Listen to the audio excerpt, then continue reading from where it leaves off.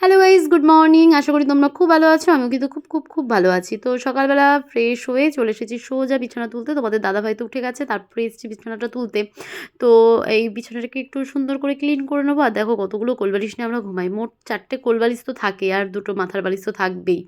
তো তোমাদের দাদাভাইয়ের 3টে কোলবালিশ ছাড়া ও তো চলতেই পারে না, আর একটা কোলবালিশ আমিই নিয়ে নিই। তো এই যে তো বিছানা তো গোছাচ্ছি, তারপরে চলে যাব কিন্তু ঝাড় দিতে। তো ওই যে দেখতে পাচ্ছ ঝাড়টা নিয়ে চলে এসেছি, আর নোংরা তোলার জন্য কিন্তু আমি নিয়ে চলে এসেছি। কারণ ওই না হলে না নোংরাটা কোনায় জমা করতে করতে অনেকটা নোংরা হয়ে যায়। তা ভাবছি প্রত্যেকদিন ঝাড় দিয়ে নোংরাটাকে নিয়ে নিচের একদম ডাস্টবিনে ফেলে দিলেই ভালো হয়ে যায়। তো ব্যালকানি ঝাড় দিতে দিতে এবার আমি ঘরে চলে এসেছি। ঘরটাকেও একটু ভালো করে ঝাড় দিয়ে নেবো। আর এরপরে কিন্তু আমি একটা স্লোমো করেছি, সেটাও তোমাদের সাথে শেয়ার করছি। এই যে আমি একটু জানলাটাকে ঝাড় দিয়ে দিচ্ছি, কারণ জানলাতে তো প্রচুর ধুলো পড়ে যায় প্রত্যেকদিন ঝাড় দেওয়ার পরেও। কিন্তু যেহেতু একটু সন্ধ্যেবেলার দিকে একটু হাওয়া দেয়, হাওয়া আসলেই একটু ধুলোবালি তো চলেই আসে। এরপরে তোমাদের সাথে কিন্তু যেই স্লোমোটা করেছি আমার ঘরে, দেখো কেমন হয়েছে গোছানোটা, তো কমেন্টে জানিও।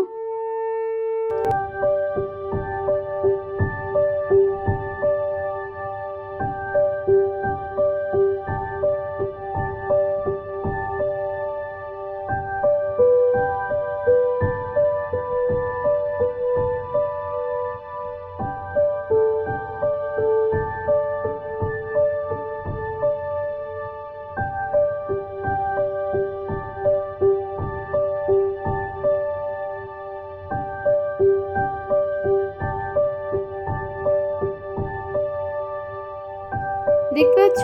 একটু পরেই দেখতে পারবে নন্দিতা এসেছিল বেসিনে হাত ধুতে, আর ও আমাকে দেখেছে স্ট্যান্ডে আমি ফোন রেখেছি।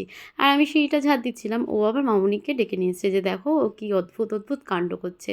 যেহেতু এগুলো তো আমার বা সবার কাছে একটুখানি, আমাদের কাছে এখন নতুন নতুন ভিডিও করাটা, এরকম স্ট্যান্ডে রেখে সমস্ত কাজ করা।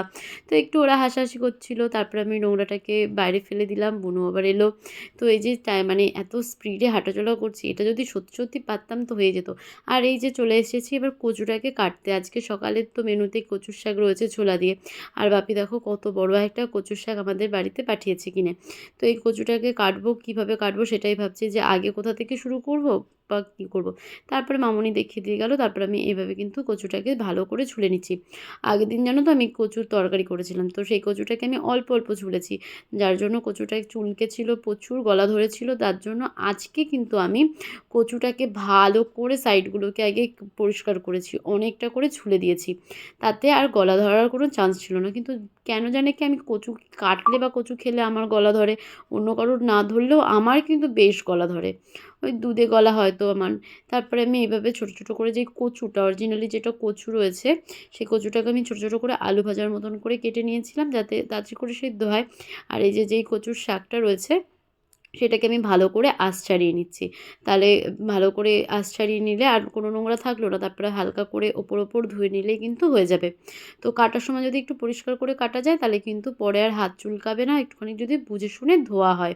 কিন্তু আমি ওই এক ব্যক্তি যে কিনা কচলে এমনভাবে ধুয়েছি, আমার তো বাবা হাত চুলকাচ্ছিল প্রায় আধ ঘন্টা। তারপর দেখো এই যে বালতিতে রেখেছি কচুর শাকটা, আর থালাতে রেখেছি আমি কিন্তু কচুটাকে। তারপরে এই দেখো কচুর থেকে কচুর যেই আঁশগুলো রয়েছে সেটাই বেশি। এই যে তোমাদের দাদা ভাইয়ের জামা প্যান্ট এগুলো ধুতে হবে। আর সকালের মেনুতে রয়েছে উচ্ছে ভাজা, আলু ভাজা, আলু সেদ্ধ, একটা শুকনো লঙ্কা, একটা হচ্ছে কাঁচা লঙ্কা আলু সেদ্ধ, আর এখানে রয়েছে ছোলা ভাজা। আর রয়েছে সাথে টমেটো দিয়ে মটর ডাল, আমাদের বাড়িতে ম্যাক্সিমাম মটর ডালই হয়। আর এখানে হচ্ছে কচুর শাকটা। তো এই যে হচ্ছে মেনু সকালের। তারপরে দুপুরের মেনুতে কী রয়েছে সেটাও তোমাদের সাথে শেয়ার করব। সকালের মেনুটা আগে তোমাদের সাথে শেয়ার করে নিলাম। Guys, welcome back to my page সুস্মিতা.সৌরভে তোমাদের সবাইকে অনেক অনেক স্বাগত, আর নতুন ভিডিওর সাথে অনেক অনেক ভালোবাসা। তো আজকের ভিডিওটা হচ্ছে সকাল থেকে কি করলাম, টুকটাক কিছু তোমাদের সাথে শেয়ার করছি। পাশে থাকা বেল আইকনটিও প্রেস করে দিও। তো বাই। এবার হচ্ছে দুপুরের প্রিপারেশন। এখানে হচ্ছে পটল ভাজা, পটলের একটা গ্রেভি টাইপের হবে। আর এখানে দেখতে পাচ্ছ কাজু বাদাম মামুনি রেখেছে, আমি সেখান থেকে 2-4টে কাজু বাদাম নিচ্ছিলাম।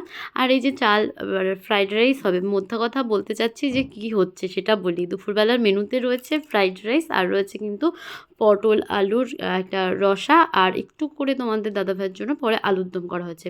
তো এখানে দেখতে পাচ্ছ সমস্ত সবজি আমি কেটে নিয়েছি, মামুনিকে এগুলো কেটে দিয়েছি। মামুনি কিন্তু এই রান্নাবান্না করে এখানে একটা অনুষ্ঠান হচ্ছিলো, সেই অনুষ্ঠানে যাবে, যার জন্য কিন্তু খুব তাড়াহুড়োতে এই রান্নাবান্নাগুলো সব হচ্ছিলো। তো এই যে দেখতে পাচ্ছ এই পটলের রসাটা তো দুর্দান্ত হয়, তো তোমরাও একবার ট্রাই করো। তোমাদের যদি মানে রেসিপিটা প্রয়োজন হয় একবার নক করো আমাকে কমেন্টে, অবশ্যই নেক্সট একটা ভিডিও পটলের রসা দিয়ে তোমাদেরকে দিয়ে দেবো।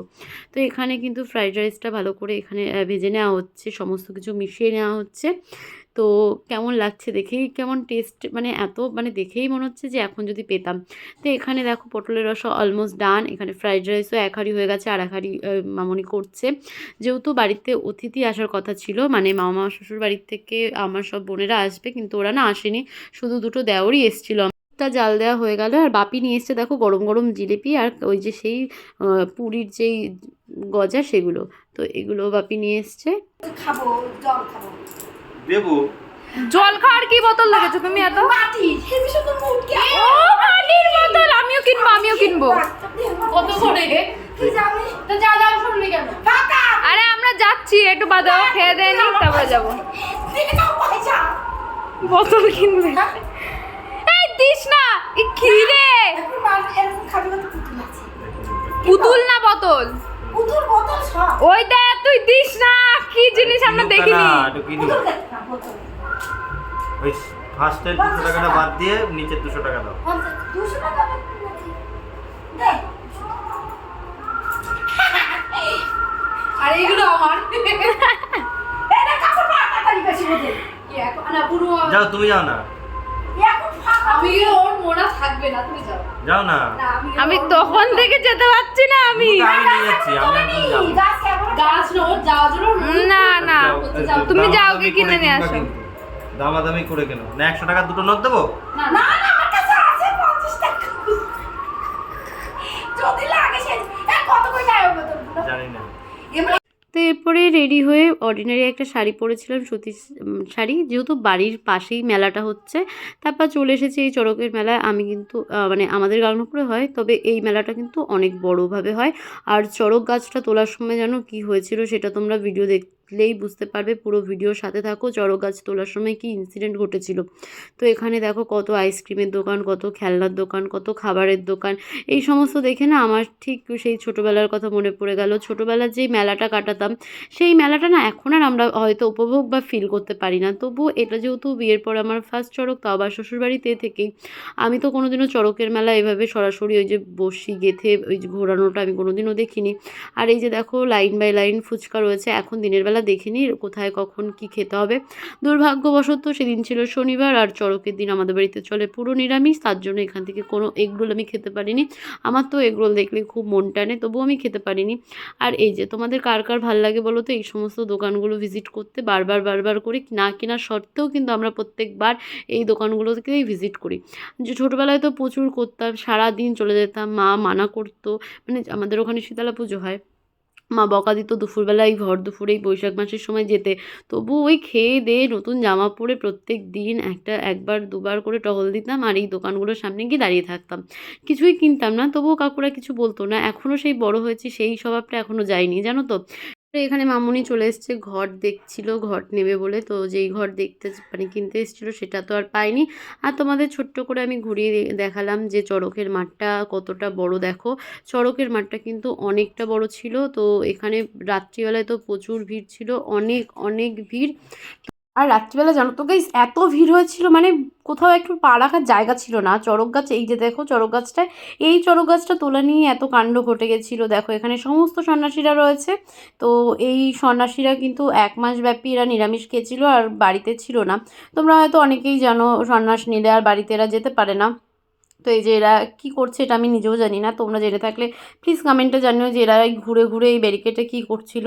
মূলত তো বলছিল যে হয়তো ওরা ওই সেই ব্যারিকেডটা হয়তো বন্ধন করে নিচ্ছে যাতে ওদের কোনো অসুবিধা না হয়।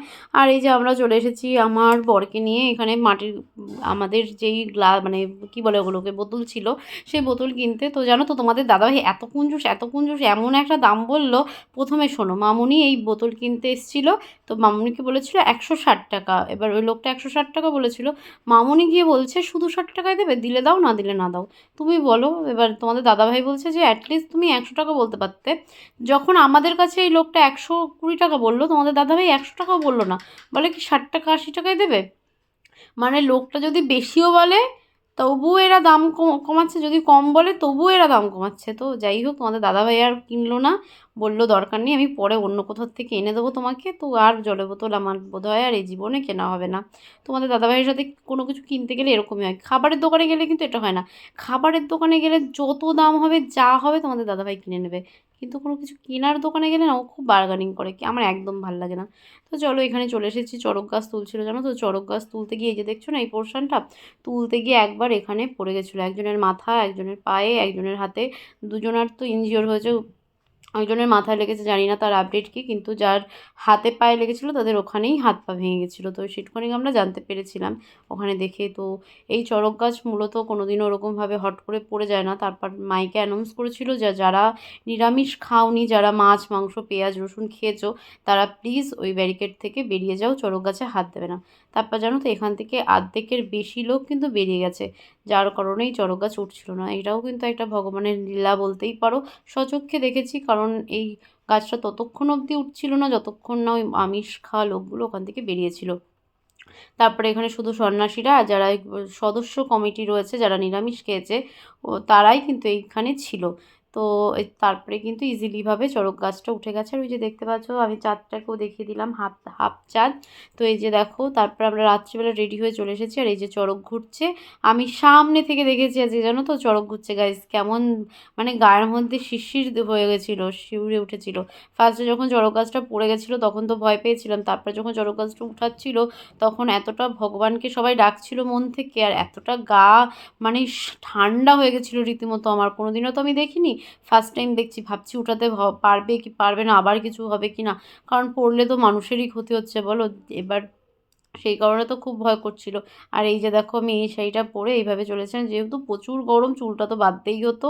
আর এই যে ফাংশন হচ্ছিলো, মানে মোটামুটি চড়ক ঘুরতে ঘুরতে 10টা 11টা বেজে গেছিলো, আর ফাংশন শুরু হতে হতে 11:30 বেজে গেছিলো। ওই মোটামুটি 4টে অবধি ফাংশন চলছিল, 4টে কি 3:30 অবধি চলছিল। তাহলে বোঝো রাত 3:30 অবধি এখানে ফাংশন চলছিল। আমরা তো ওই 2টো অবধি ছিলাম, তারপর চলে এসেছি। আর ওই মানে এত আওয়াজ আসছিলো বাড়ি বসে, আর কি বলবো। তো সেলিব্রিটিও এসেছিলো এখানে। তো আজকের ব্লগ